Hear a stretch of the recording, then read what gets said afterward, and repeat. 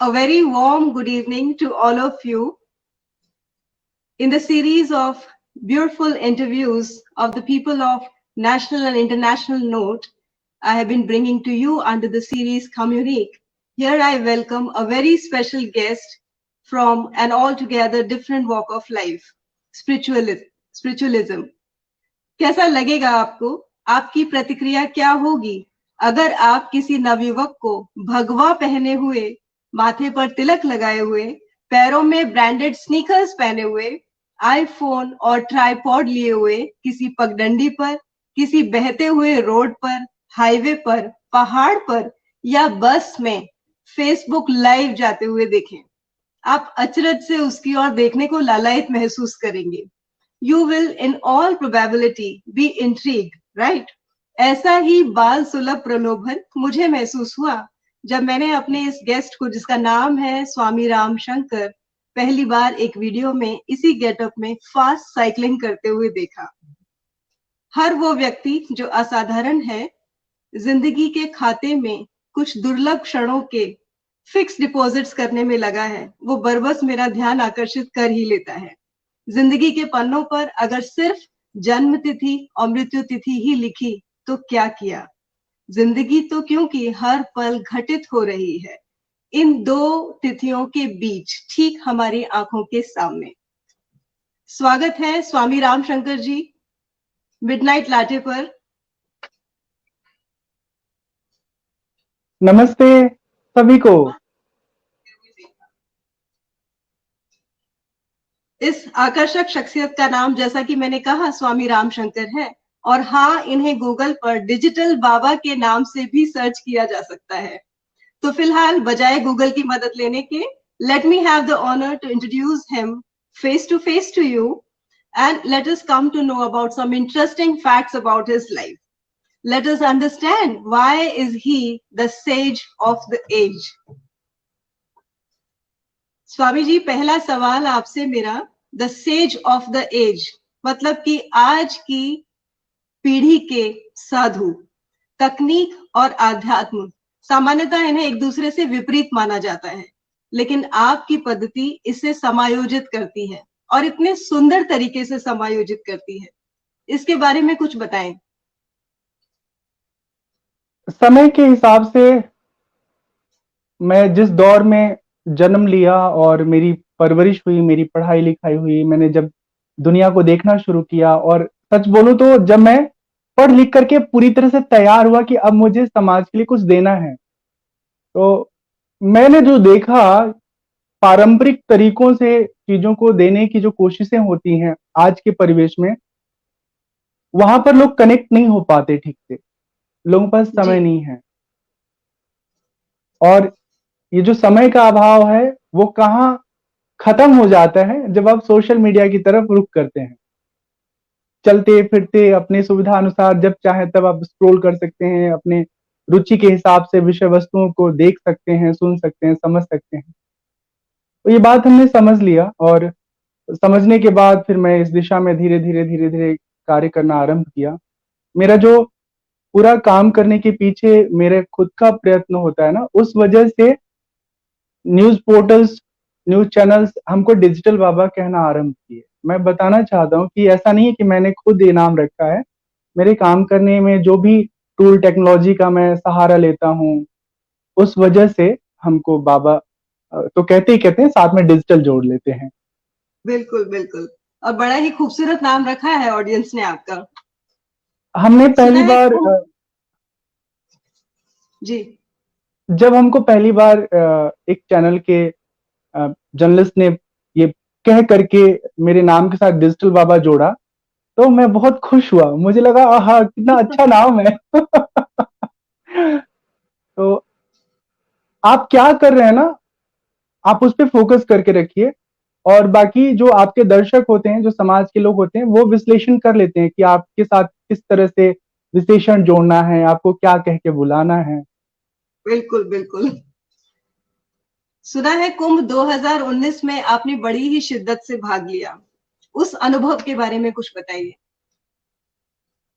पहला ऐसा अवसर हुआ जब हमसे कुंभ के अनुभवों के बारे में कोई बात कर रहा है ऑनलाइन, आपको मैं इसके लिए बहुत बहुत साधुवाद दूंगा।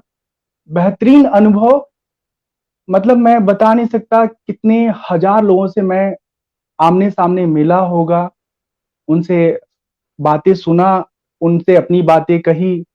और वैसे तो पूरा ट्रेड फेयर की तरह कुंभ हमें इस बार दिखा। उत्तर प्रदेश सरकार का बहुत बड़ा सहयोग था और बहुत सुंदर तरीके से सजा धजा करके कुंभ का आयोजन किया गया था 2019 में। पर मैंने जो महसूस किया कि कुंभ में जाने के बाद जो इंटरेक्शन होना चाहिए ना, जो यात्री हैं, जो दर्शनार्थी हैं, श्रद्धालु हैं, वो इंटरेक्शन वाला पोर्शन हमेशा वीक दिखता है। कई बार लोग झिझक करने के कारण मुखातिब नहीं हो पाते किसी साधु महात्मा से, किसी सन्यासी से, जबकि वहां जाते इसीलिए हैं कि कोई मिल जाए तो उनसे बात करें, उनसे कुछ सवाल करें, उनसे कुछ जाने, सीखे, समझे।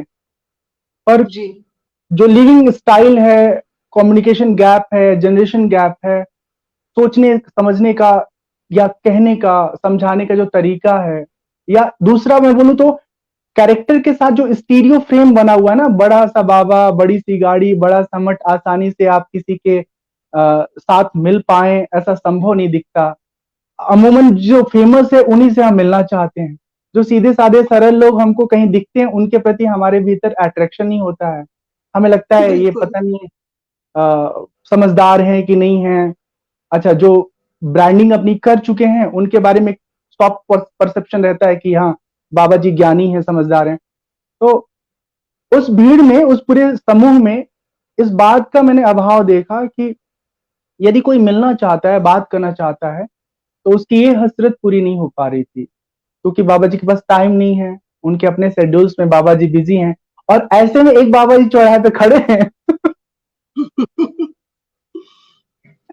ट्राइपॉड लेकर के, अपना डिजिटल गैजेट्स लेकर के, वो लैपल माई के साथ लोगों से इंटरैक्ट कर रहे हैं, उनसे जो भी बातें कर रहे हैं उसको शूट कर रहे हैं, एडिट कर रहे हैं, अपडेट कर रहे हैं। साथ ही साथ बहुत सारे सेशंस मैंने Facebook live as it is, जो बातें हो रही हैं, जैसी बातें हो रही हैं, वो सारी बातें मैंने साझा किया। तो मैं आपको यहाँ एक और बात बताऊं, जी आश्रम में जो बाबा का जीवन होता है वो बहुत ही व्यवस्थित होता है। और वहां पर जो लोग आपसे इंटरेक्ट करते हैं वो काफी समझदार लोग होते हैं। प्री माइंडसेट उनका बना रहता है कि बाबा जी हैं तो इनसे अदब से बात करना है, इनसे शालीनता से बात करना है, इनसे मर्यादा में रह के बात करना है। लेकिन जब आप क्राउड में होते हैं ना, बहुत सारे लोगों के बीच में होते हैं, तो वहां बहुत तरह के सोच समझ वाले लोग होते हैं। फिर वो ये भूल जाते हैं कि आप कौन हो, बस उनके जहन में जो सवाल आया है तुरंत वो आपके सामने रख देंगे। और ऐसा भी नहीं जी कि बहुत शिष्टाचार के साथ रखें। कई बार, ए बाबा सुनिए, इस बात मतलब ऐसे परंपरा या फिर माहौल या समझ बन चुकी है कि जब बाबा बोलेंगे तो उसमें जी जोड़ देंगे, है ना, रिस्पेक्ट के लिए। लेकिन समूह बिल्कुल। में जिसका जैसा स्वभाव है उस हिसाब से वो व्यवहार करता है। तो मुझे लगता है एक बहुत कमाल की चुनौती है, अगर आप समूह के साथ धैर्य पूर्वक इंटरैक्ट कर पाने में सफल हैं, तो आप समझिए कि वो कुटिया में भी आप सफल हैं। और कुटिया में बहुत अच्छे से पेशेंस के साथ आप इंटरैक्ट कर रहे हैं और भीड़ में जाके भड़क जा रहे हैं तो ये वो कई बार मैंने देखे हैं बहुत सारे यूट्यूब के वीडियोस में, जब कोई बच्चा सवाल करता है किसी संत से, किसी प्रवचनकार से, तो उसके सवाल को समझने की कोशिश वो लोग नहीं करते हैं, सीधे उसको नासमझ कह करके बैठा देते हैं, चुप कर देते हैं, ये ठहरा देते हैं कि तुम्हारा सवाल गलत है, तुम्हारा सवाल करने का तरीका गलत है। नहीं, जिज्ञासा जो उसके जहन में आया वो रखा है, अब आपका काम है कि आप बिल्कुल। उसको कैसे जवाब दें। बिल्कुल। जब उन्होंने आपको देखा कि आप उनसे रूबरू हो रहे थे और आप उनसे उनकी प्रतिक्रियाएं ले रहे थे और उनकी जिज्ञासाओं को शांत कर रहे थे, और वो उन्हें ऐसा लगा बिल्कुल हम उम्र सा, जी तो उन्हें आपसे खुलने में बिल्कुल झिझक नहीं हुई। और यही बिल्कुल। शायद आपकी व्यक्तित्व की या आपके धर्म के प्रति अप्रोच की एकदम डिफरेंट क्वालिटी है, जिसकी वजह से आप हैं, डिजिटल बाबा हैं। आपने जब मुझे माइक, वीडियोस, इंस्टा पे हैशटैग्स लगाना, परफेक्ट ऑडिबिलिटी के बारे में, ये सारी चीजें जब आप मुझसे सवाल कर रहे थे फोन पर, तो मुझे बहुत सरप्राइज हो रहा था कि क्या मैं ये एक साधु से बात कर रही हूँ। तो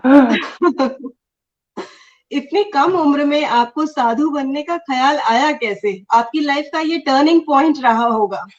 तो क्या परिवार में सब लोग आसानी से मान गए? उनको धक्का नहीं लगा?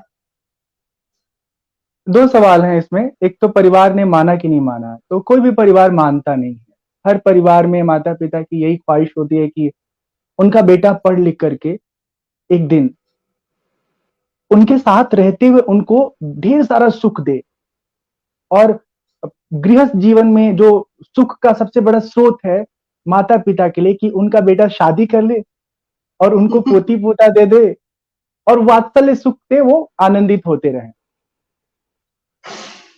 तो ये बात जो है वो हमने पूरा नहीं कर पाया माता पिता के लिए। और शुरू में बहुत वो लोग इमोशनल हो रहे थे, तकलीफ में थे। हमें लगता है एक माँ बाप ही मतलब कोई माँ बाप ही समझ सकता है कि एक बच्चे का साधु बनना ये कितना कठिन स्थिति है माता पिता के लिए। लेकिन हम बहुत अड़ियल हैं। हम अपनी प्राथमिकताओं को लेकर के, अपने जीवन के सपनों को लेकर के किसी मोड़ पर कोई कंप्रोमाइज, समझौता करने को कभी तैयार नहीं होते।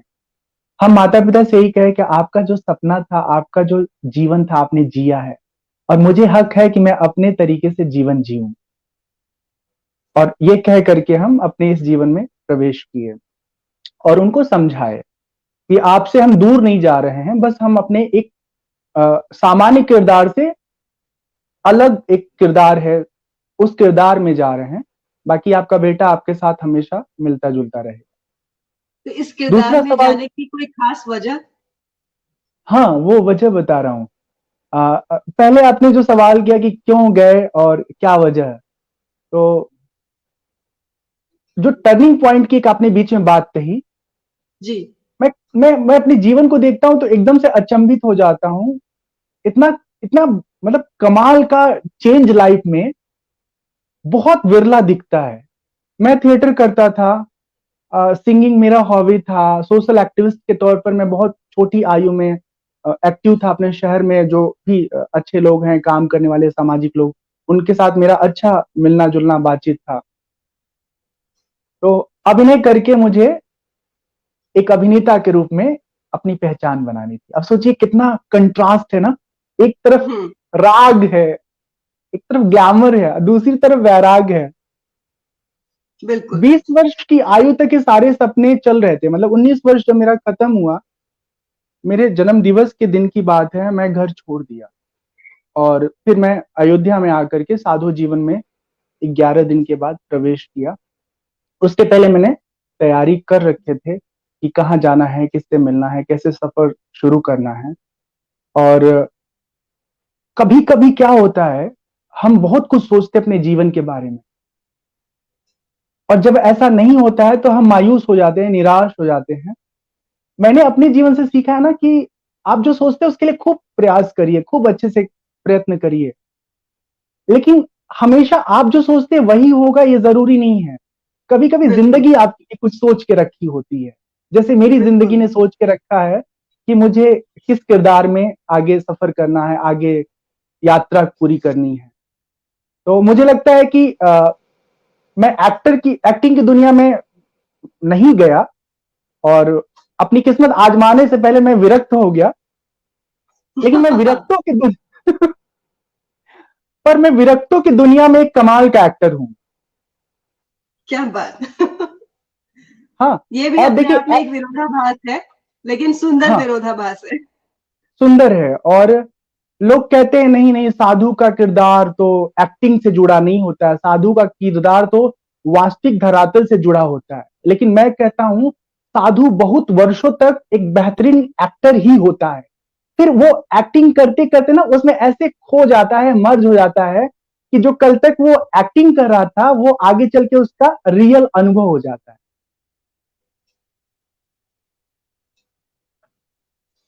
बहुत सुंदर बात कही है आपने। सत्संग के पुराने ढंग में आपको क्या कमी लगती थी, या आपको क्यों लगता है कि युवा पीढ़ी आज आध्यात्म से जुड़ नहीं पा रही है? तो आपकी अप्रोच में ऐसी क्या खास बात है कि ये हो पाएगा? इसमें जो सबसे प्रमुख बात है, न जुड़ पाने का, युवा दूर जा रहा है, युवा साधु किरदार से, साधु के डिस्कोर्स से बहुत कम कनेक्ट होता है। देखिए, मैं ऐसा नहीं कह रहा हूं कि इस युवा के भीतर समझ नहीं है, वो स्पिरिचुअल नहीं है, लेकिन उसका जो सोचने समझने का तरीका है, उस तरीके से यदि आप उसको नहीं समझाएंगे, तो फिर वो आपसे जुड़ करके आगे कुछ सीखने के लिए उत्सुक नहीं रहेगा। अब जैसे छोटी सी बात बता रहा हूं, एक बार की बात है, एक बहुत बड़े राजा रहते थे। हाँ, उनका चक्रवर्ती साम्राज्य था और बहुत संपन्न थे, उनके कोई पुत्र नहीं थे। तो एक बार की बात है कि वो बहुत बहुत पीड़ित थे, दुखी थे। इस तरह से भी कथाएं सुनाई जाती हैं, स्टीरियो फॉर्मेट दिया जाता है, वर्षों से ऐसे सुनाई जा रही कथाएं। अच्छा, मुझे लगता है कि इतना ज्यादा उसको ड्रामेटिकल क्यों बनाना। देखिए, मैं एक्टिंग को जानता हूं, फिर भी मैं ये बात कह रहा हूं कि डायलॉग में बहुत ड्रामेटिक उसको शेप देना, ये कई बार ना, वो आप जो कह रहे हैं वो ड्रामा ही बन के रह जाता है, वो रियलिटी नहीं ले पाता है। तो एक बार की बात, एक राजा रहते थे और उनके पास सब कुछ था, लेकिन उनके पास बच्चे नहीं थे, और बच्चे नहीं थे तो बड़े दुखी थे कि मेरे पास बच्चे नहीं है, बच्चे नहीं, बच्चे नहीं है। तो किसी ने सजेस्ट कर दिया कि अच्छा, ऐसा है, एक ऋषि है, श्रृंगी ऋषि, उनसे यज्ञ कराओ, बहुत बड़े ज्ञानी हैं, उनको पता है कि पुत्र प्राप्ति के लिए कौन सा यज्ञ कराते हैं, और उस जरिए आपको भगवान का ग्रेस मिलेगा और आपको पुत्र की प्राप्ति हो जाएगी। और इतना सा ही है। सुन करके आपको लगेगा नहीं कि मैं बाबा जैसा कोई कैरेक्टर हूं और मैं बाबा जी होके बात कर रहा हूं। तो मुझे लगता है बाबा बनने की जरूरत नहीं है। बाबा लोग एक अजीब व गरीब ना प्री माइंडसेट में रहना, बोलना, चलना फिरना, सब उनका लगता है कि कोई एलियन से आया प्राणी आपके सामने ऐसे धीरे धीरे आंखें खोलेगा, कल्याण हो। मैं मैं क्रिटिसाइज नहीं रहस्यमयी, कर रहा हूँ। रहस्यमयी मुद्रा है। हाँ, मैं किसी की आलोचना नहीं कर रहा हूं, लेकिन हम कहते हैं कि जब आप कमरे में होते तो कैसे होते हैं, तो स्टेज पे जाकर के आप मेकअप में क्यों हो जाते हैं? मतलब इमोशनल मेकअप जरूरत नहीं है ना। और फिर इमोशनल मेकअप में अगर आप स्टेज पे दिखते तो कमरे में भी वैसे क्यों नहीं दिखते? तो ये डिवल कैरेक्टर जो है, डिवल जो अप्रोच है, ये बाबा के किरदार में तो बिल्कुल नहीं जचता। आपके व्यक्तित्व की सबसे आकर्षक बात मुझे यही लगी कि आप बिल्कुल बच्चे की तरह सुलभ और सहज हैं। ऐसा नहीं लगता कि आप कोई बाबा हैं जो बहुत ऊंचे से मंच पर बैठा हुआ है, जिसकी आवाज लोगों के दिल तक नहीं पहुंच सकती और लोगों में वो खुलापन नहीं महसूस हो सकता, वो कभी उन्मुख नहीं महसूस कर सकते कि वो अपनी बात आप तक भी पहुंचा सके। एक अजीब बिल्कुल। तरह का ऑरा, एक अजीब तरह की मिस्ट्री, एक अजीब तरह का ऑ उनके दिमाग में रहता है। लेकिन जब आप खुल के उनके लेवल पर आकर उनसे बात करते हैं, रूबरू होते हैं, उनके सुख दुख शेयर करते हैं, तब शायद एक ज्यादा रिलीजियस अप्रोच बन पाएगी युवा पीढ़ी की। इस देखिए, बात के लिए मैं एक बात कहना चाहता हूं। इस जी दुनिया में बहुत सारे प्रसिद्ध लोग हैं।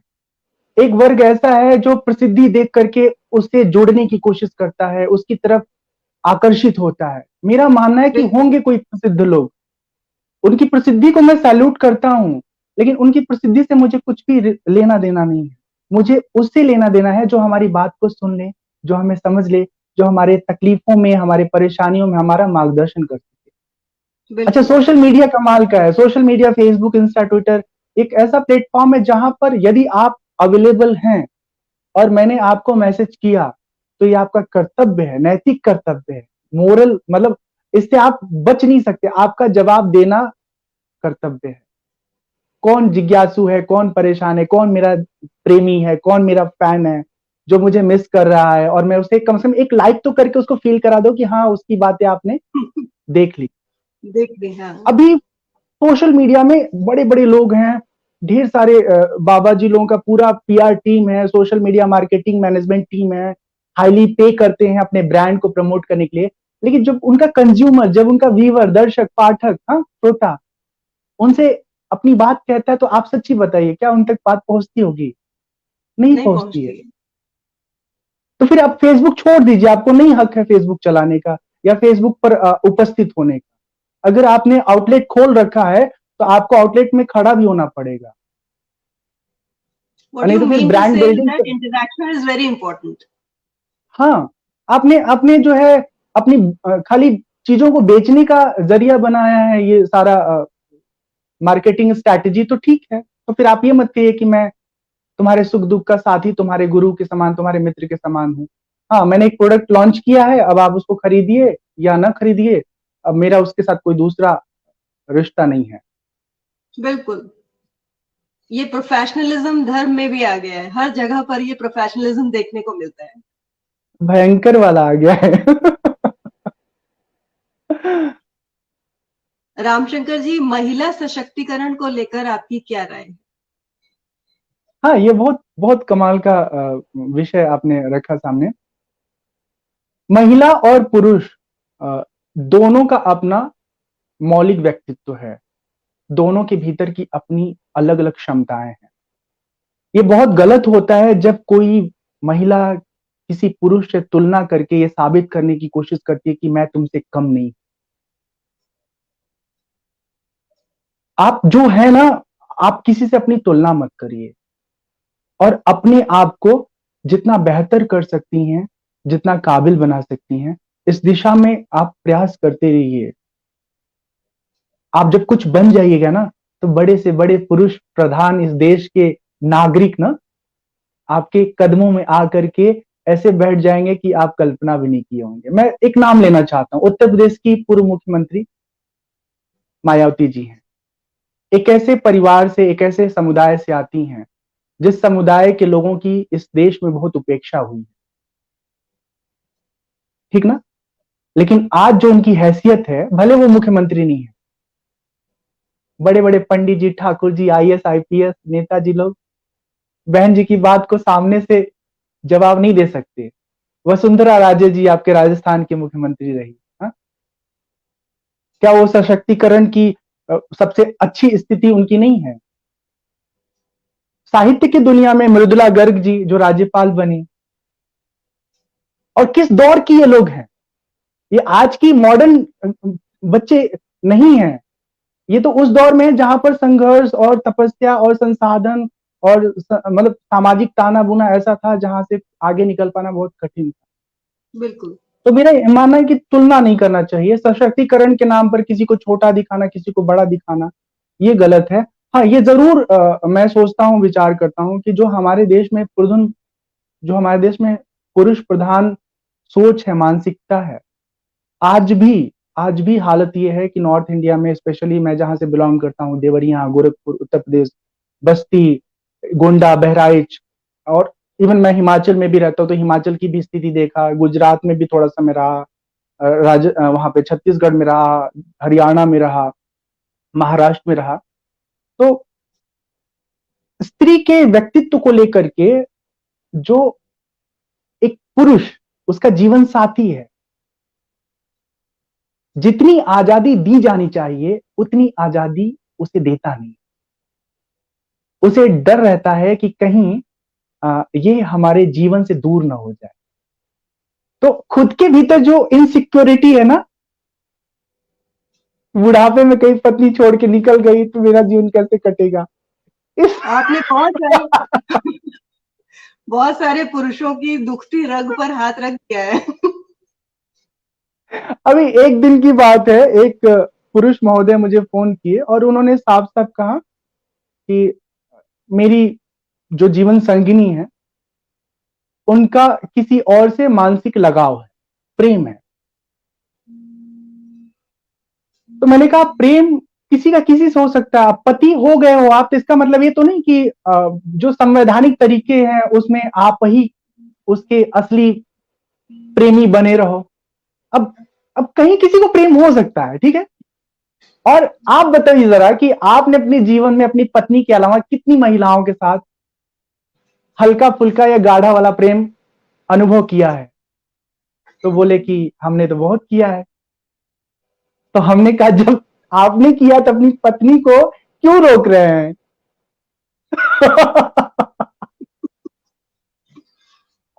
मतलब खुद आजाद रहेंगे और दूसरे को कैद करके रखना चाहेंगे।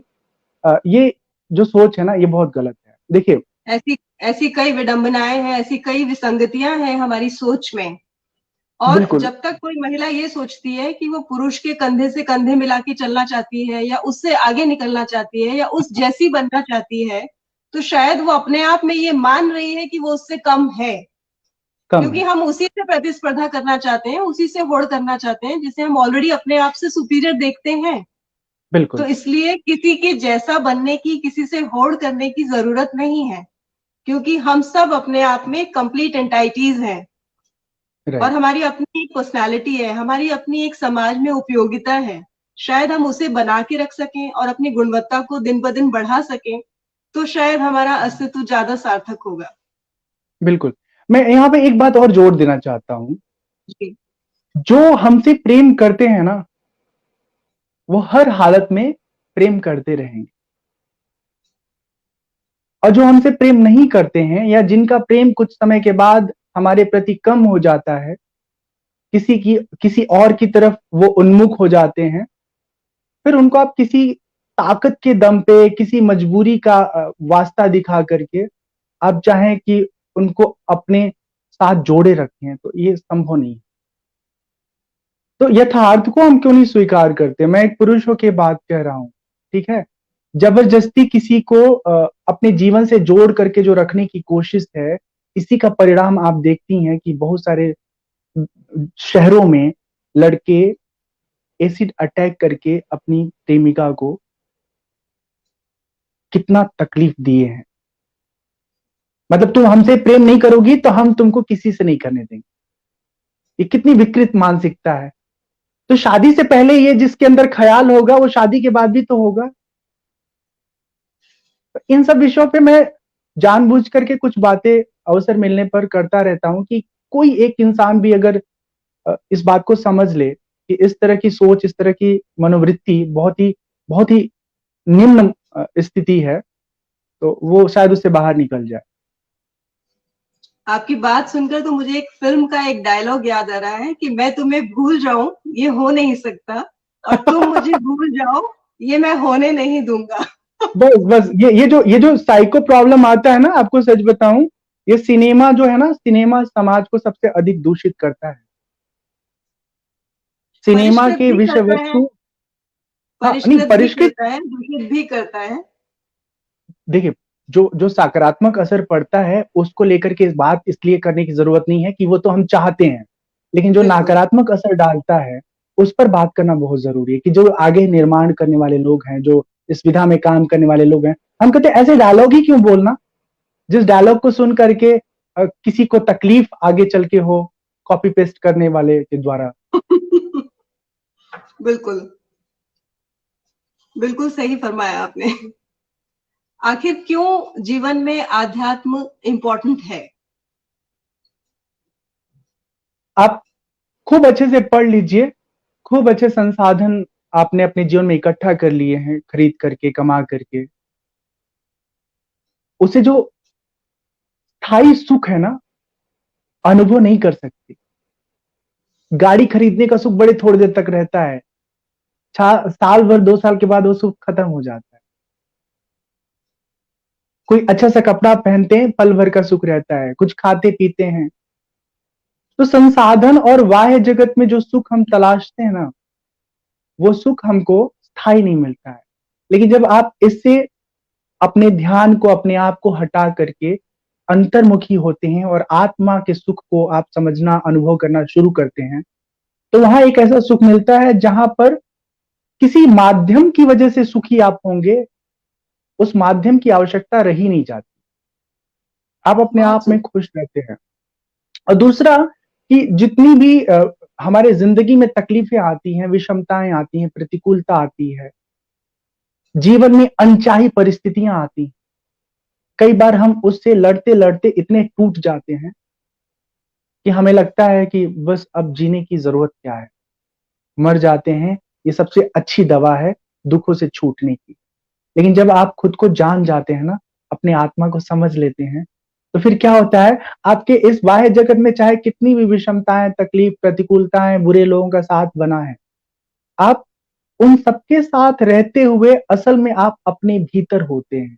ये बात मैं कह रहा हूं, इतना आसान नहीं है एप्लीकेबल कर पाना, लेकिन जो एप्लीकेबल कर लेगा ना, वो अपने दुश्मन के साथ भी बड़े आनंद से जीवन जीता रहेगा।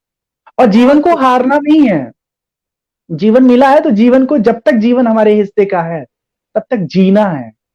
मुझे बहुत बहुत मतलब तकलीफ होता है जब मैं देखता हूं कि एक बहुत जाना पहचाना जो है नाम, फेमस एक्टर, आईपीएस, आईएएस, हाँ, कोई अपने विधा में बहुत बेहतरीन काम करने वाले लोग या स्ट्रगलर लोग, जब अपने ही मौत को अपने ही हाथों से अंजाम देते हैं, तो देख करके जान करके बहुत तकलीफ होती है। और उसका कारण सिर्फ यही है कि हम बाहर की चीजों को तो खूब जाने हैं, खूब समझे हैं, लेकिन खुद को ही नहीं जान पाए, खुद को नहीं समझ पाए।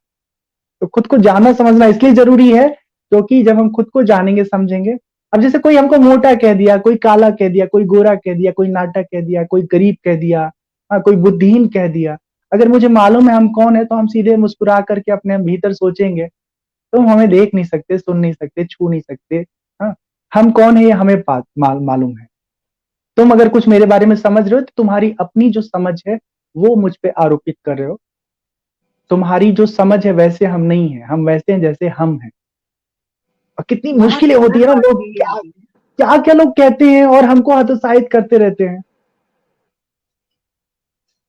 मुझे नहीं लगता कि हमारे हमें हतोत्साहित होने की जरूरत है।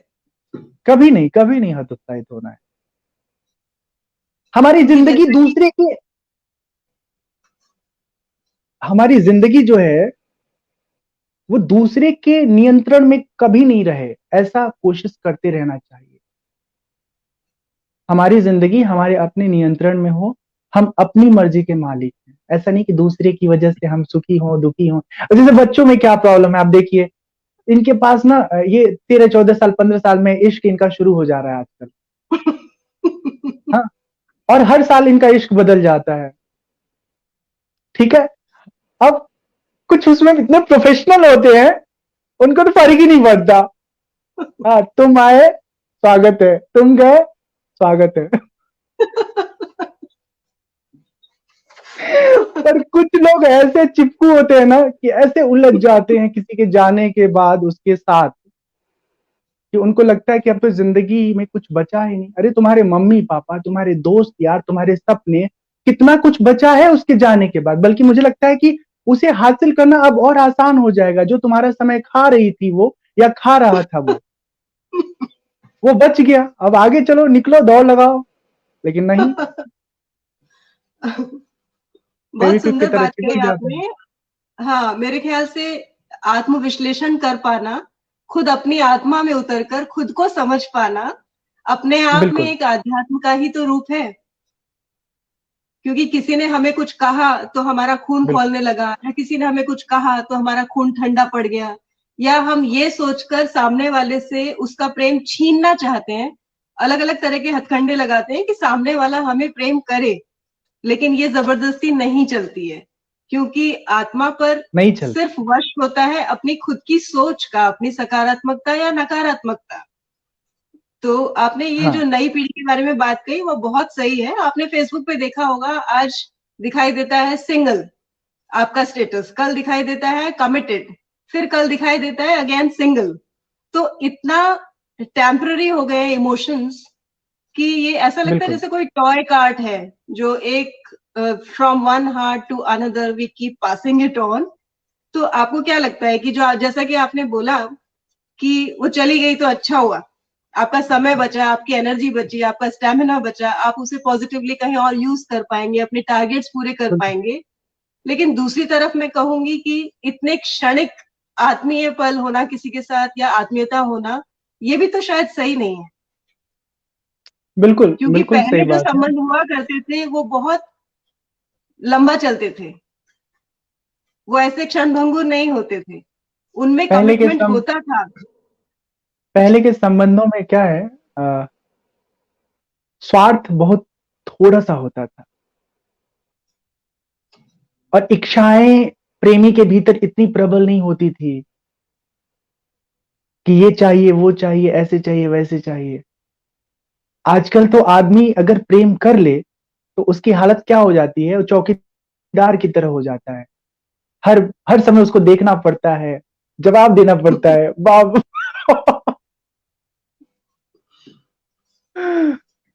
हाँ, बिल्कुल बहुत सही सारे कहा। रोचक किस्से अनुभव बच्चे मेरे से साझा करते हैं। तो मेरे सामने की एकदम रियल घटना बता रहा हूँ। एक लड़का मुझे रोते हुए बताया कि जिससे मैं प्रेम करता हूँ मुझे रिस्पॉन्ड ही नहीं करती है। आप कल्पना करेंगे कि मेरे सामने जब उस लड़के ने फोन किया उस लड़की को, तो उस लड़की ने कहा कि जिससे मैं प्यार करती हूँ अगर वो मुझे नहीं प्यार करेगा तो फिर तब तुम्हारी तरफ मैं लौटूंगी, वेट करो।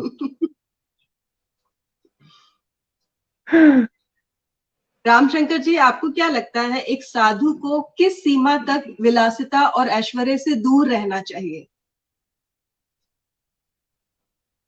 यदि जरूरत है और उस खर्च से किसी का भला होना तय है तो वो खर्च विलास में नहीं आएगा। जैसे अगर एक बाबा जी हैं और किसी को ज्ञान देने के लिए, एक बहुत बड़े जन समूह को संबोधित करने के लिए, मार्गदर्शन करने के लिए वो अपने चार्टर्ड प्लेन से भी जाते हैं, तो उसको मैं विलासिता में नहीं रखता हूं।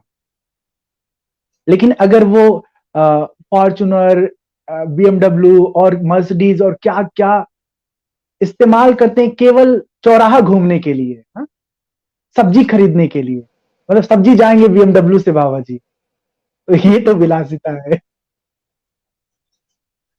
हाँ, अच्छे गद्दे पे सोना, अच्छे कमरे में रहना, ये विलास नहीं है।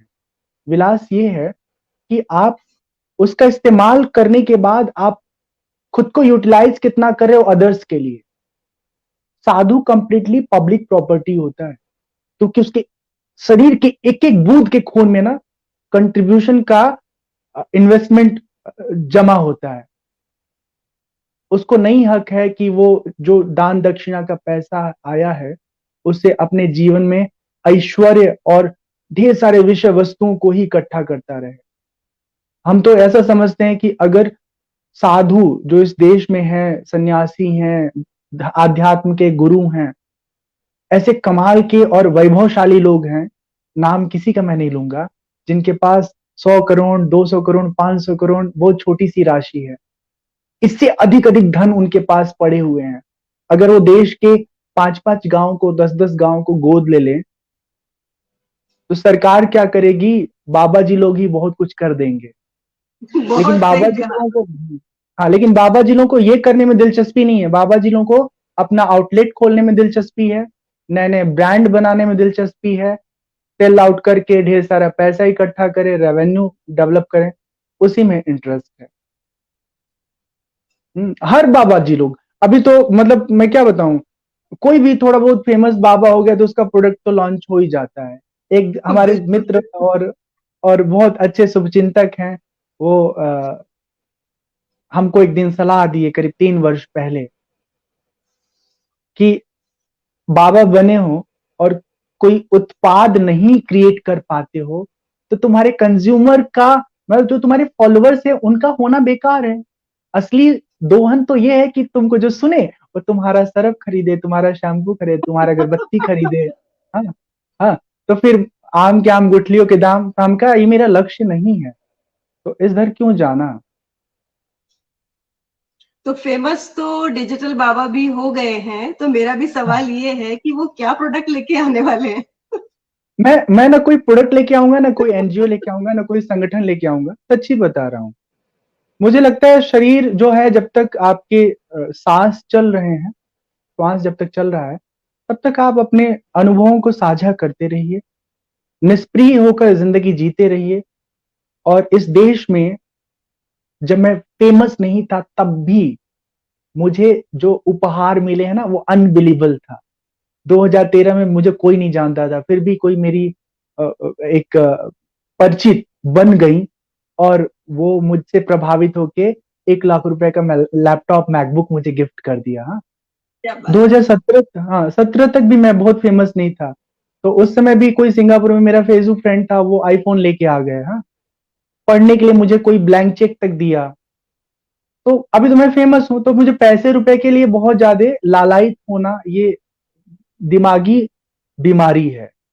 मुझे लगता है जो मेरी जरूरतें हैं वो, आप अच्छा समाज के लिए जब कार्य करेंगे ना, अच्छी सोच रखेंगे, अपना योगदान देंगे समाज को, तो ऑटोमेटिकली वो जो आप चाहते हैं वो कहने से पहले आपको लोग दे देंगे। जो आजकल के जो युवा हैं, जो बहुत मोटी मोटी सैलरी पैकेजेस ले रहे हैं, ऐसे में उन्हें देखते हुए कभी आपकी इच्छा नहीं होती कि मुझे भी एक इतना अच्छा पैकेज मिलता अगर मैं किसी अच्छी सी जॉब पे होता, या मुझे एक कमरे की कुटिया में नहीं रहना पड़ता, एक आलीशान सा मैं घर बनाता, या मेरे पास एक ठो फरारी होती। बिल्कुल, देखिए एक बात मैं बताना चाहता हूँ यहाँ पर, बहुत सही जगह आप पहुंच गए हैं बात करते करते।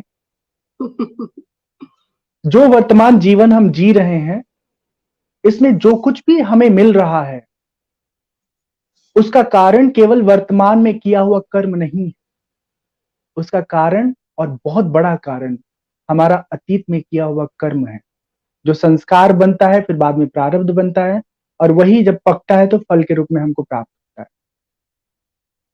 तो मेरा मानना है कि हमें अपने किरदार में ईमानदारी से लगे रहना चाहिए, और जो स्वतः आपको मिल रहा है जीवन निर्वाह के लिए, उसे स्वीकार करते रहना चाहिए। किस्मत में फरारी है और न जाने क्या क्या है, तो ऑटोमेटिकली वो ना एक दिन आकर के सामने खड़ी हो जाएगी, कोई बाबा जी मेरे को लेके चलिए। हाँ। हाँ। और फरारी लेकर सब्जी लेने मत जाइएगा, वरना कोई आपको भी टोक देगा। नहीं, बिल्कुल नहीं जाएंगे, बिल्कुल नहीं जाएंगे। रामशंकर जी, घुमंतु जीवन हम सबका सपना होता है। पहाड़ों बिल्कुल। पे रहना, नदियों में नदियों की सैर करना, कहीं भी डेरा डाल देना, प्रकृति के सानिध्य में रहना, किसी पर्टिकुलर दिनचर्या में ना बंधे होना, क्या ये दूर के बिल्कुल, ढोल सुहावने हैं, या ये सच में एक आकर्षक जीवन है? बहुत आकर्षक जीवन है। मेरे जीवन के शुरुआती काल में इस सफर पर चलने का जो सबसे बड़ा कारण था, उसमें एक ये था कि मैं ढेर सारी जगहों पे जाना चाहता हूँ, घूमना चाहता हूँ, नए नए लोगों से मिलना चाहता हूँ, एक ऐसा जीवन जीना चाहता हूँ जहां मुझे किसी को जवाब ना देना पड़े कि भैया कब आओगे घर पे, कब कमाओगे भैया, कब शादी करोगे बाबू, हाँ, मेरी जिम्मेदारी कब पूरी करेंगे आप। तो ये सारे जो मेरे भीतर सपने थे, वो भी कहीं न कहीं मुझे इस तरफ लेके आए। और ये जो किरदार मैं जी रहा हूं ना, इसमें दो चीजें हैं। एक तो इस जीवन का अनुभव है, और दूसरा मेरा अपना प्रारब्ध। मेरा जो अपना प्रारब्ध है, वो लाइफ में बिल्कुल यू टर्न किया मुझे। और जो मेरा अपना अनुभव है ना, वो इस किरदार में मुझे स्थिर बनाए रखा हुआ है। ऐसा नहीं है कि 13 वर्षों में कभी ऐसा मौका नहीं मिला कि जब दिल में ख्याल ना उठा हो कि अच्छा ऑप्शन है। हाँ, इतना ढेर सारा अनुभव आपने हासिल कर लिया इस जीवन का, अब दूसरा भी जीवन का कलर देखना चाहिए, है ना। लेकिन अनुभव कहता है उस कलर को देखने के चक्कर में पूरा जो जीवन है तुम्हारे अपने हिसाब से कलरलेस हो जाएगा। मैं जनरल बात नहीं कर रहा हूं, मेरी जो अपनी धारणाएं हैं, अपनी समझ है अपने जीवन को लेकर के, हम्म। उस हिसाब से बात कर रहा हूं।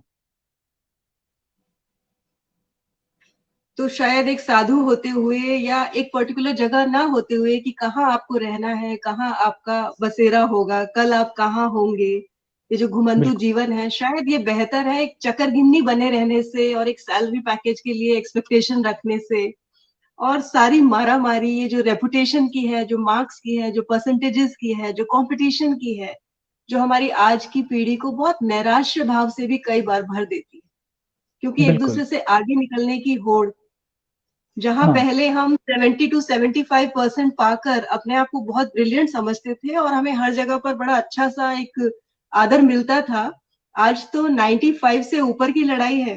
तो ये अपने आप बिल्कुल। में बहुत बड़ा तनाव है आज के बच्चों के लिए।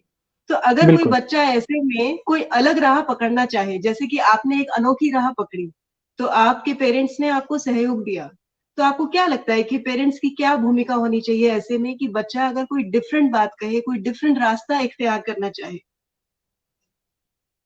हमें ना अपनी जो सोच है, अपने विचार है, वो अपने बच्चों पर थोपना नहीं चाहिए। उनके सोच विचार को ना समझने की कोशिश करनी चाहिए। अगर उनके सोच विचार जेन्युइन है, उनके सपने जेन्युइन है, तो उन्हें मदद करना चाहिए, उन्हें सहयोग करना चाहिए। बच्चों को भी सोचना चाहिए कि जो मैं सोचूं वो मेरे अपनी क्षमता और हैसियत में हो। ठीक है, हमारे माता पिता का जो जो रिसोर्स है, जिनसे सपने पूरे होते हैं, चाहे वो पढ़ाई के सपने हों, चाहे वो कुछ और सपने हों, उसके लिए वो कैपेबल है, तो फिर वैसे सपने देखो। कई बार हम अ, ऐसे भी गलती कर लेते हैं कि संसाधन नहीं है और फिर सपने देखने लगते हैं, तो सपने फिर अधूरे रह जाते हैं। अगर हम अपने संसाधन के हिसाब से ना सपनों के आयाम को धीरे धीरे बढ़ाते जाएं, फिर दिक्कत नहीं है। मैं आपको बताऊं, सबसे बात कहना चाहता हूं, आज के दौर में शिक्षा बहुत बहुत सुलभ है। इतना महंगा नहीं है कि कोई इस दुनिया में अशिक्षित रह जाए, बहुत सुलभ हो गया है। अगर बच्चा अपने सपनों को पूरा करना चाहता है, तो कभी भी उसे अपने माता पिता के धन संपत्ति के बल पर पूरा करने की ख्वाहिश नहीं रखनी चाहिए। 12वीं तक की शिक्षा अच्छे से करे, उसके बाद ही उसके पास इतने ढेर सारे विकल्प हो जाते हैं कि आगे की पढ़ाई में वो बेहतर विद्यार्थी बने रहते हुए कुछ सालों में वो अपने लक्ष्य को हासिल कर लेगा। फिर उसको नौकरी होगी, सैलरी होगी, फिर अपने पैसे से सारे सपने वो पूरा कर सकता है। तो डिजिटल बाबा, आपके पास सोशल मीडिया प्रमोशन के लिए क्या एक टीम है, या आप नहीं, अपना काम खुद करते हैं? नहीं, नहीं, कोई टीम वगैरह नहीं है मेरे पास। मैं खुद अपनी सारी जो वीडियोस हैं, पोस्ट हैं, वो सब मैं खुद अपडेट करता हूँ, क्रिएट करता हूँ। इनफैक्ट अभी जब मैं आपसे बात कर रहा हूँ, तो यहाँ भी पीछे मेरा कैमरा है और उसमें भी शूट कर रहे हैं हम चीजों को। तो मतलब ये दौर का एडवांटेज है, जहां पर यूट्यूब जैसा बड़ा मंच है।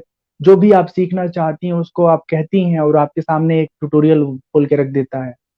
आप में अगर बिल्कुल। लगन है तो आप चीजों को सीख सकते हैं, समझ सकते हैं। तो मैंने कोई बिल्कुल। टीम नहीं रखा है, और आगे भी मेरा ये संकल्प है कि हम अपने जिंदगी में किसी ऐसे शख्स को शामिल नहीं करेंगे जो हमारे और हमारे दोस्तों के बीच में दीवार की तरह नजर आए। बहुत मैं सुंदर। बताऊं आपको, कभी कभी फोन करते हैं बच्चे लोग ना, तो बोलते हैं आप स्वामी जी बोल रहे हैं। हम कहे हाँ मैं बोल रहा हूँ। नहीं नहीं, झूठ मत बोलिए, स्वामी से बात करनी है। तो हम कहते वीडियो कॉल करके देख लो। हम्म। क्योंकि जो जितनी ऊंचाई पर पहुंच जाता है, उससे जो लोग नीचे खड़े हैं उन तक पहुंचने का जरिया बहुत मुश्किल होता चला जाता है, और बीच में हाँ, इतने सारे चैनल बन जाते हैं कि आपकी अप्रोच उस व्यक्ति तक हो ही नहीं पाती। शायद इसी को जो लोग सफलता का पर्याय मानते हैं, कि मुझ तक कोई पहुंच ही ना पाए। जबकि मैं भी ये समझती हूँ, एक राइटर होने के नाते मैं भी ये देखती हूँ कि बहुत सारे बच्चे जिन्हें मैं नहीं जानती, वो किसी भी तरह अगर मैसेंजर के थ्रू या मेरे वीडियोस को देखते हैं और उन्हें किसी तरह की कोई पर्टिकुलर एडवाइस चाहिए होती है, कुछ भी चाहिए होता है, वो मैसेंजर से मुझसे टच में आते हैं। तो मुझे लगता है कि मेरा ये एक नैतिक दायित्व है कि मैं किसी भी तरह से उनकी मदद कर पाऊं। क्योंकि अगर मैंने ये करना बंद कर बिल्कुल दिया तो मेरा इस सोशल मीडिया पे होना ही बेकार है, निरर्थक हो जाएगा। सच बात है, सच बात है। अच्छा मैं आपको बताऊं, जब मैं आपको पहली बार फेसबुक पे देखा, तो आपको याद होगा मैंने आपको रिक्वेस्ट भेजा था। बिल्कुल। तो मुझे यही लगा कि मेरी फ्रेंड लिस्ट में किसी बाबा जी की तो कोई जगह नहीं है, और अभी तक कोई है भी नहीं। लेकिन इसीलिए फिर मैंने जब आपका थोड़ा सा प्रोफाइल सर्च किया, और मुझे लगा कि मतलब that child like manner you laugh in, and the things that you have been doing, and the way you have been touching peoples nerve, I somehow felt बिल्कुल। Myself connected to you. फिर मैंने आपके बहुत सारे बातचीत को देखा, और ये मैं बात जबरदस्ती नहीं कह रहा हूँ और किसी वजह से नहीं कर रहा हूँ। मेरे दिल में जो फीलिंग्स आई थी जब जब आपको मैंने पहली बार देखा था, प्रोफाइल देखा था, वीडियोस देखे थे, तो मेरा खुद का मन हुआ था ना कि इस बालिका से मुझे बात करना है। बालिका आपसे 12-15 साल बड़ी है। नहीं, वो आप बड़े हैं, आपका शरीर बड़ा है, लेकिन आपका खुद का मन भी बहुत निश्चल है। तो उसी वजह से मेरा मन था कि कभी तो आपसे बात करेंगे, और जब आपने खुद ये हमारे सामने विषय रखा कि एक हम लोग बातचीत करें, तो मुझे बहुत बहुत अच्छा लगा, बहुत अच्छा लगा। और हम खुद भी यही चाहते कि जब मैं 60 साल 70 साल अगर जिंदगी है इतनी और मैं जीता रहूं, तो मैं जब लोगों से मिलूं जुलूं ना, तो उसमें एक 15 18 10 12 13 साल के बच्चे की तरह वो ना खुश नजर आए, मस्त नजर आए। उसको ये ना फील हो कि अरे मैं 70 साल का हो गया हूँ, लोग क्या कहेंगे अगर उछलूंगा कूदूंगा तो। अब तो मैं बूढ़ा हो गया हूँ, बुजुर्ग हो गया हूँ, बड़ा हो गया हूँ, मुझे ऐसे नहीं करना चाहिए। नहीं, जैसे आप रहना चाहते हो वैसे रहिए, बस आपके रहने के तरीके से किसी का दिल जो है वो आहत ना हो, जी। किसी का जीवन खराब ना हो। और वो सही कहते हैं ना कि what's there in the name and what's there in the age. तो उम्र का पड़ाव कोई भी हो, चाहे चेहरे पे झुर्रियां हो या ना हो, लेकिन मन जो है वो हाँ, बालपन से कभी ऊपर उठना नहीं चाहिए। और जो नहीं आपने उठना बात चाहिए। की एक्टिंग की, थिएटर की, तो शायद थिएटर तो हम सब कर रहे हैं लाइफ में, क्योंकि हम एक रोल से निकलते हैं और बिल्कुल, दूसरे रोल में आ जाते हैं, दूसरे रोल से निकलते हैं और तीसरी अवस्था में आ जाते हैं। तो ये भी तो सारा हमारा एक थिएटर ही चल रहा है ना लाइफ में। और किस रोल को हम कितनी बिल्कुल, खूबसूरती से बिल्कुल, प्ले कर बिल्कुल सच पाते हैं, बात है। उसमें कितना रम जाते हैं, कितना अपने आप को इंट्रोस्पेक्ट करके अपनी हाँ, एक्टिंग की गलतियां निकाल सकते हैं। तो शायद ये सारा एक सही ड्रामा बात ही है। है और ये सारी एक्टिंग ही है जो हम सब कर रहे हैं। बिल्कुल। गलती की बात पे मैं एक बात बताना चाहूँगा, जिनसे हमने बहुत कुछ सीखा है, समझा है, जाना है, उनका नाम है स्वामी गंगेशानंद जी। उनका खुद का जीवन और सोच तो है वही पारंपरिक, और मतलब उनको मॉडर्न हम नहीं बोल सकते हैं। वो खुद भी अपने आप को कन्वेंशनल। मॉडर्न बोलना पसंद नहीं करते हैं। हम्म। लेकिन उनकी सबसे अच्छी खूबी है कि वो मॉडर्न बच्चे को समझते हैं। जैसे मैं, तो मेरी हर चीज को वो कहते हैं कि ठीक चल रहा है, ठीक कर रहे हो, अच्छा कर रहे हो, वो सपोर्ट करते हैं। तो उन्होंने एक बात बोला, गलती हम सब करते हैं, और गलती जब करते हैं तो हमें डांट मिलती है या सजा मिलती है। तो ये बराबर हो गया, गलती किया सजा मिल गई, बराबर। बच्चे को गलती किया, बच्चे ने गलती किया, माता पिता ने डांट दिया, बराबर हो गया। अब बच्चे डांट सुन के एहसान नहीं करे माता पिता के ऊपर। एहसान क्या है? माता पिता अनजाने में बेवजह डांट दे, गुरु बेवजह डांट दे, और बच्चा रिएक्ट ही ना करे, वो डांट खाने की एक्टिंग करता रहे, ठीक है। ये जिंदगी में स्थिति हमारी हो जाए ना, फिर तो पूछो ही नहीं, जिंदगी में कोई हमसे दूर नहीं जाएगा, सब बिल्कुल। साथ रहेंगे, प्यार करेंगे। रामशंकर जी, आप भागवत आयोजित करते हैं, यात्राएं करते हैं, युवाओं से मिलते हैं, इसके अलावा फ्री टाइम में आप क्या क्या करना पसंद करते हैं?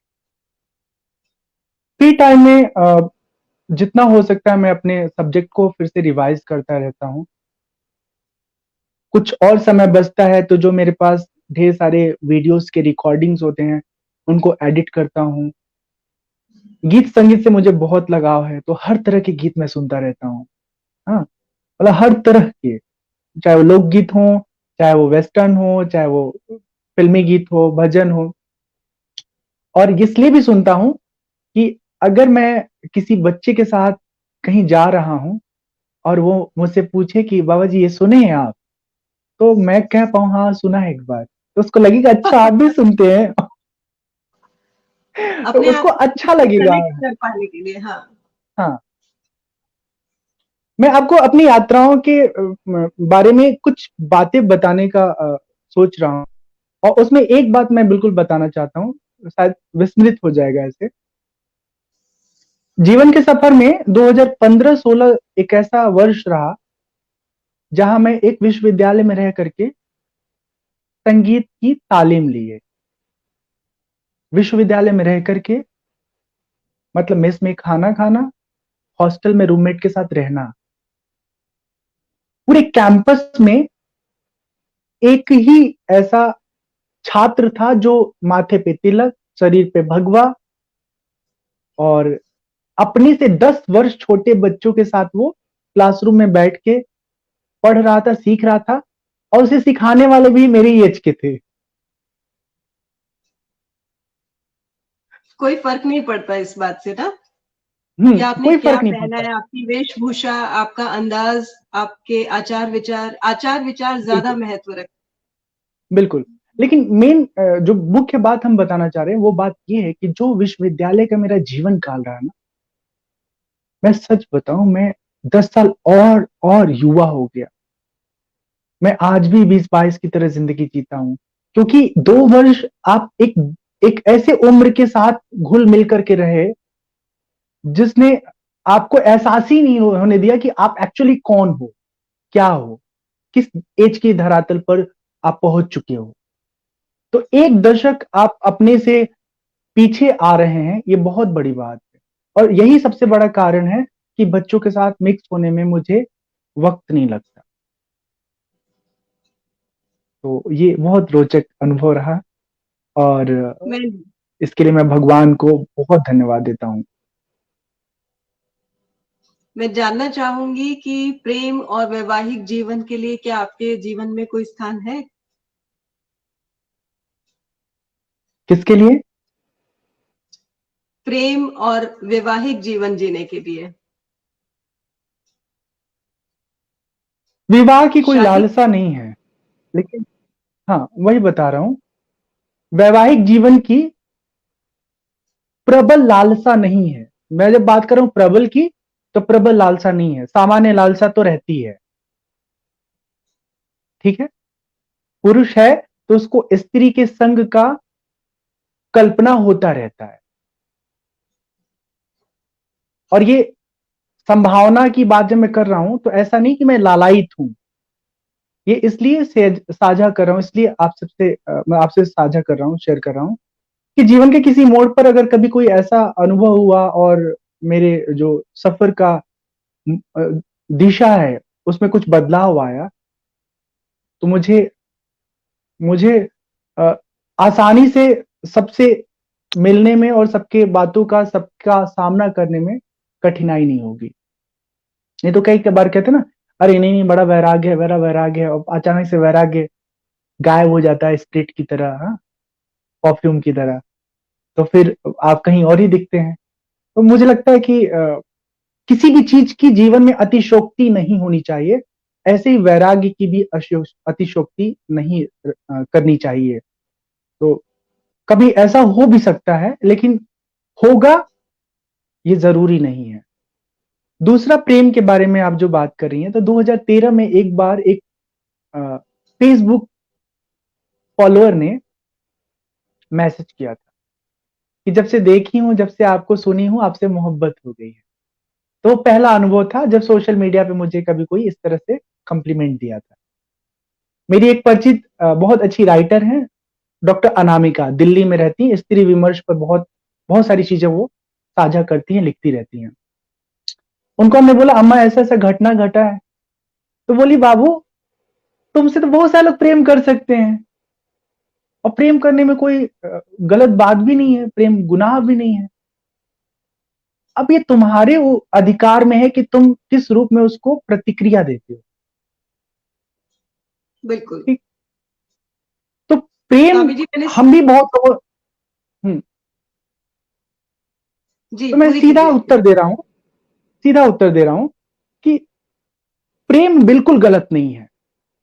प्रेम में शोषण, प्रेम में दोहन, प्रेम में धोखा, ये गलत है। और जरूरी नहीं है कि प्रेम का पर्यवसान, प्रेम की अंतिम परिणति दैहिक रिश्तों में ही आकर के पूरी हो, ये जरूरी नहीं है। बहुत बार ऐसा होता है कि जिससे हम मिल नहीं पाते, जिससे कभी मिलना संभव नहीं है, उससे भी प्रेम हो जाता है, लगाव हो जाता है। हाँ। और हमें पता है कि वो कभी जीवन में शामिल नहीं हो पाएगा, मिल नहीं पाएगा। तो हम समाज के लोग ना प्रेम को बहुत ही अ, दैहिक लौकिक रूप में देखना शुरू कर दिए हैं, जबकि प्रेम देह की परिधि से बहुत दूर है। और सिंपल एक छोटी सी बात बताऊं, थोड़ा फनी है। अगर कोई अपनी जिंदगी, अपना इमोशन, कल्पना करिए, एफिडेविट पे लिख करके आपको थमा दे कि तुम एक्सेप्ट करो या ना करो, ये तुम्हारी है। फिर क्या करोगे आप? कुछ नहीं कर सकते। आप एक्सेप्ट करो या ना करो, उसने अपना फैसला सुना दिया है। तो हमारा ये धर्म बनता है कि उसको हम भोगे ना, उसको हम भोगे ना, लेकिन उसके प्रेम का सम्मान करें। और मुझे लगता है हर इंसान को प्रेम का सम्मान करना चाहिए, प्रेम को भोग का विषय नहीं बनाना चाहिए। बिल्कुल। और चलते करिए तो चलते किसी एक से आपसे करिए, करिए तो किसी एक से करिए। बिल्कुल। आपसे विदा लेते हुए आपसे चाहूंगी कि आप एक गाना सुना दें, कुछ गुनगुना दें हमारे ऑडियंस के लिए। बिल्कुल। लगन तुमसे लगा बैठे, जो होगा देखा जाएगा। तुम्हें अपना बना बैठे, जो होगा देखा जाएगा। कभी दुनिया से डरते थे कि छुप छुप याद करते थे। कभी दुनिया से डरते थे कि छुप छुप याद करते थे। लो अब पर्दा हटा बैठे, जो होगा देखा जाएगा। लो अब पर्दा हटा बैठे, जो होगा देखा जाएगा। लगन तुमसे लगा बैठे, जो होगा देखा जाएगा। ये मेरा बहुत बहुत खूबसूरत। प्रिय प्रिय भजन है। और बहुत खूबसूरत। वो बहुत अच्छा लगा बात करके आपके साथ। और ऐसे ही ये साथ बना रहे, सीखने सिखाने का जो ये सिलसिला है वो चलता रहे। मैं भी और अपनी कभी तरफ हम से, अपने ऑडियंस की तरफ से आपको बहुत आभार देना चाहूंगी कि आपने इतना समय दिया और काफी सारी रोचक बातें हमारे साथ साझा की। और मुझे लगता है मैं खुद भी थोड़े दिनों में चाहूंगा कि आपके जीवन का जो अनुभव है उसे मैं सुनूं। मैं पूछूंगा, आप बताएंगी। बिल्कुल बिल्कुल अवश्य ये होगा। बहुत शुक्रिया। बहुत बहुत साधुवाद।